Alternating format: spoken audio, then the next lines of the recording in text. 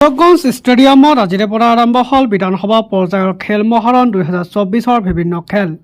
গোলকগঞ্জৰ ষ্টেডিয়ামত আজি অনুষ্ঠিত হয় ৰাজ্যৰ ক্ৰীড়া ইতিহাসৰ সৰ্ববৃহৎ প্ৰতিযোগিতা খেল মহাৰণ 2024।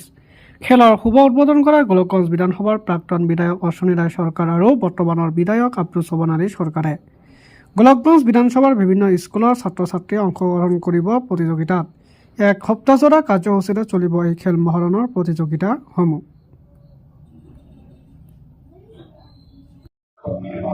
আমি নমস্কাৰ দিছোঁ। প্ৰথমে আমি সাংবাদিক বন্ধুসকলক ধন্যবাদ জনাইছোঁ। আজি সদৌ অসমৰ লগতে আজি গোলকগঞ্জ LOC-ত আজি খেল মহাৰণ 2.0 আমি খেল আৰম্ভ কৰিবলৈ লৈছোঁ। আমি 12 তাৰিখৰ পৰা আজি শুভ উদ্বোধন কৰিলোঁ আৰু 18 তাৰিখলৈকে আমাৰ খেল চলি থাকিব আৰু 18 তাৰিখে আমাৰ ক্লজিং চেৰেমনি হ'ব। ইয়াত অলৰেডি 21খন GP আৰু 2খন ULB যোগদান কৰিছে। টোটেল 23খন GP ইয়াত যোগদান কৰিছে আৰু আমাৰ ইয়াত প্ৰায় 4,000ৰ ওপৰত মানে খেলুৱৈ পাৰ্টিচিপেট কৰিছে আৰু আশা কৰোঁ যাতে আমাৰ এই খেল মহাৰণখন আমাৰ গোলকগঞ্জ ষ্টেডিয়ামত চলি আছে এইটো যাতে আমি সুচাৰুৰূপে কৰিব পাৰোঁ।